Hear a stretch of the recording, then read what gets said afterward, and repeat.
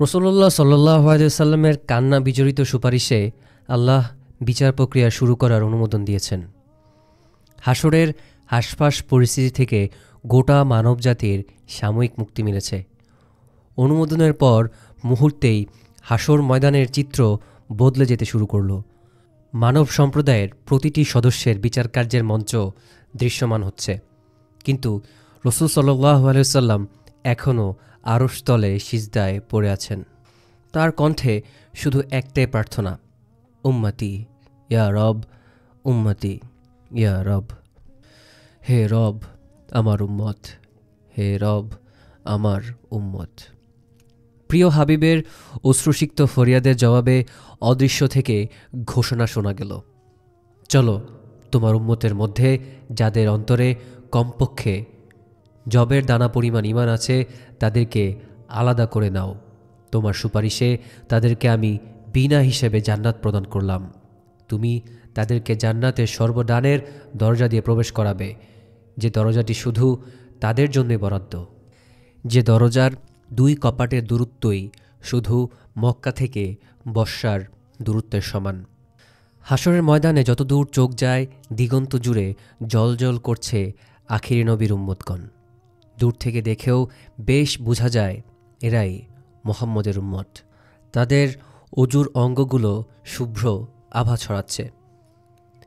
একটি কালো বর্ণের মহিষের পিঠে এর সাদা লোমগুলো সংখ্যায় কম হলেও যেভাবে উজ্জ্বল দেখা যায়, উম্মতে মুহাম্মদীও সেভাবে আলোকিত হয়ে আছে। রাসূল সাল্লাল্লাহু আলাইহি ওয়াসাল্লামের অবস্থান লক্ষ্য করে তার উম্মতের সদস্যরা ধীরে ধীরে এগিয়ে আসছে। যে ভাই বোনরা তাকে দুনিয়াতে দেখতে পায়নি তাদের যেন আর তর সইছে না। প্রিয় নবীর সাক্ষাৎ পেতে সবাই মরিয়া। রাসূল সাল্লাল্লাহু আলাইহি সাল্লাম তখনও সিজদায় পড়ে আছেন। দুনিয়াতে তিনি কখনোই কিছু চেয়ে নেননি, সব আবদার গচ্ছিত রেখে দিয়েছিলেন আজকের এই দিনে চাইবেন বলে। আল্লাহর অনুপম প্রশংসা তার মুখে এখনও উচ্চারিত হয়েই চলেছে, আর মিনতি করছেন, উম্মতি উম্মতি। আজ যেন নিজের উম্মতকে ছাড়া তিনি কোথাও যাবেন না। আবারও গায়েবী প্রতিশ্রুতি ভেসে আসলো, তোমার উম্মতের মধ্যে যার অন্তরে সরিষা পরিমাণ ঈমান পাওয়া যাবে তাকেই আমি জাহান্নাম থেকে মুক্তিদান করব। সাগরের সফেদ ফেনা রাশি যেভাবে ভাসতে ভাসতে তীরে ভিড়ে রাসূল সাল্লাল্লাহু আলাইহি সাল্লামের শুভ্র চেহারার উম্মতরাও সেভাবে তার কাছে জমায়েত হচ্ছে, কিন্তু তিনি এখনও সিজদায় লুটিয়ে আছেন। আজ আল্লাহর রহমতের সর্বোচ্চ ছোঁয়া পেতে চান তিনি।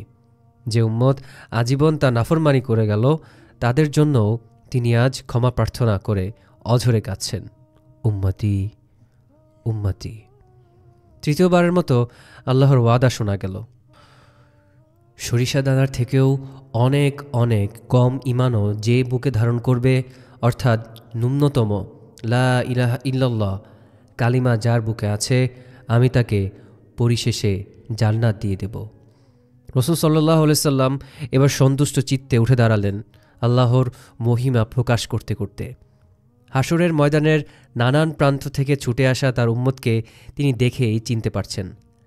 তাদের হাত পা মুখ শুভ্র হয়ে অজুর চিহ্ন বহন করছে, কিন্তু হাসরের ময়দানের অবর্ণনীয় দুঃসহ পরিস্থিতি মোকাবেলায় অন্যান্য জাতির মতো তারাও আকণ্ঠ পিপাসার্ত। পিপাসায় বুকের ছাতি ফেটে যাচ্ছে। হাসরের ময়দানের যে পাশে জান্নাতের অবস্থান সেখানে একটা নদী আছে, আল কাউসার। পৃথিবীর কোনো শব্দই এর প্রকৃত বৈশিষ্ট্য প্রকাশ করতে সক্ষম নয়। কুলকুল বয়ে যাওয়া সেই নদীর পানি দুধের চেয়েও শুভ্র, মধুর চেয়েও মিষ্টি, আর মেশকের চেয়েও সুগন্ধিতে ভরা। এই নদী থেকে সরাসরি 2টি ঝর্ণাধারা নেমে এসে সৃষ্টি করেছে হাউজে কাউসার নামের সরোবর। একটি ঝর্ণার মুখ স্বর্ণে মোড়া, অন্যটি রৌপ্যের। ঠিক যেখানটায় হাউজে কাউসার সেখানেই রাসূলুল্লাহ তার উম্মতের জন্য অপেক্ষা করছেন। চতুষ্কোণ সরোবরটির আয়তন 1 মাসের দূরত্বের সমান। আকাশের নক্ষত্র সমপরিমাণ পানপাত্র সেখানে পদ্মের মতো ভাসছে। প্রথমে মুহাজির ও আনসারের দরিদ্র উম্মতরা রাসূলুল্লাহ সাল্লাল্লাহু আলাইহি ওয়াসাল্লামের হাত থেকে এই সরোবর থেকে পান করলেন। একবার যে এর পানি পান করবে অনন্তকাল আর পিপাসিত হবে না। একে একে সবাই এসে এসে রসুলের পবিত্র হাত থেকে সেই পানি পান করছে। অন্যদিকে বাকি নবী রাসূলগণও সীমিত আকারের হাউজ পেয়েছেন। যে যার নেককার উম্মতকে পানি পান করাতে ব্যস্ত। হাউজে কাউসারের কাছে যারাই উপনীত হচ্ছে প্রত্যেককে রাসূলুল্লাহ সাল্লাল্লাহু আলাইহি ওয়াসাল্লাম চিনছেন। তিনিও তাদের কাছে যেন কতদিনের চেনা আপনজন।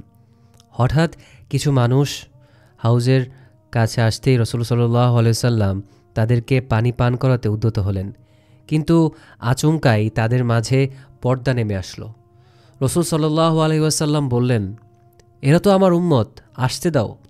দায়িত্বরত ফেরেশতা বলল, এরা আপনার পরে আপনার দিনকে বিকৃত করেছিল। রাসূল সাল্লাল্লাহু আলাইহি ওয়াসাল্লাম আফসোস নিয়ে বললেন, যারা আমার দিনকে বদলে ফেলেছ, দূর হও এখান থেকে। সময় স্থির, কিন্তু ঘটনা প্রবাহমান। অন্যদিকে তখন নতুন পর্বের প্রস্তুতি চলছে। হাসরের ময়দানের পরিবেশ বদলে যাচ্ছে মুহুর্মুহু। বসানো হচ্ছে মিজানের পরিমাপক। চলছে প্রহরী ফেরেশতাদের আনাগোনা। আলাদা আলাদা আঙ্গিনায় বসছে ভিন্ন ভিন্ন বিচারালয়। একটু পর কেউ আর কাউকে চিনতে পারবে না, চিনতে চাইবে না। প্রত্যেকে ইয়া নফসি ইয়া নফসি বলেই পালাবে আপন পিতা থেকে, মাতা থেকে, ভাই থেকে, জীবনসঙ্গী থেকে।